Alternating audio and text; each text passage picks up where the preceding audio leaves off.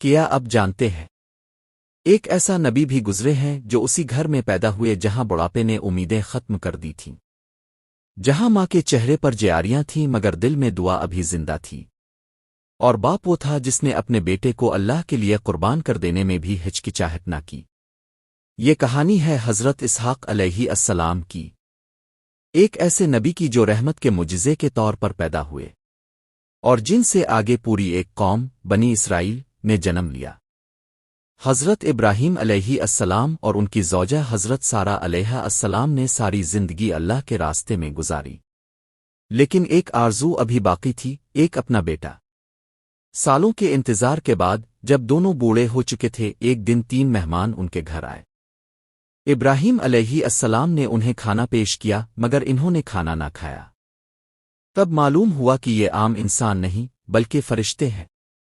انہوں نے مسکرا کر کہا، ہم تمہیں ایک عالم اور صالح بیٹے کی خوشخبری دیتے ہیں۔ سارہ علیہ السلام حیران ہو گئیں، میں تو بوڑھی ہو چکی ہوں، میرا شوہر بھی بوڑھا ہے، اب بیٹا کیسے ہوگا؟ فرشتے نے جواب دیا، یہ اللہ کا حکم ہے اور اللہ کے لیے کچھ بھی مشکل نہیں۔ اور پھر وہ لمحہ آیا جب اللہ نے سارہ علیہ السلام کو ایک بیٹا عطا فرمایا، اسحاق، یعنی وہ ہنسنے والا، کیونکہ یہ پیدائش خوشی اور رحمت کی مسکراہٹ تھی۔ حضرت اسحاق علیہ السلام جوان ہونے پر اپنے والد ابراہیم علیہ السلام کی تعلیمات کو آگے بڑھاتے رہے۔ ان کا پیغام سادہ مگر عظیم تھا، صرف اللہ کی عبادت کرو اور کسی کو اس کا شریک نہ بناؤ۔ انہوں نے شام اور فلسطین کے علاقوں میں لوگوں کو توحید کی دعوت دی۔ ان کی زندگی امن، صبر اور شکر کا پیغام تھی۔ ابراہیم علیہ السلام نے اپنے بیٹے اسحاق علیہ السلام کو نصیحت کی، بیٹا، اپنی شادی اہل ایمان میں کرنا تاکہ نسل پاکیزہ رہے۔ اسحاق علیہ السلام نے اپنی رشتہ دار رفقہ سے نکاح کیا۔ اللہ نے انہیں 2 بیٹے عطا فرمائے، یعقوب علیہ السلام اور عیسیٰ، اور پھر یعقوب علیہ السلام کے ذریعے وہ نسل چلی جسے آج ہم بنی اسرائیل کے نام سے جانتے ہیں۔ اسحاق علیہ السلام نے عمر بھر اپنی قوم کو اللہ کی وحدانیت کا پیغام دیا۔ آخری عمر میں ان کی بینائی کمزور ہو گئی مگر ایمان کی روشنی کبھی مدھم نہ ہوئی۔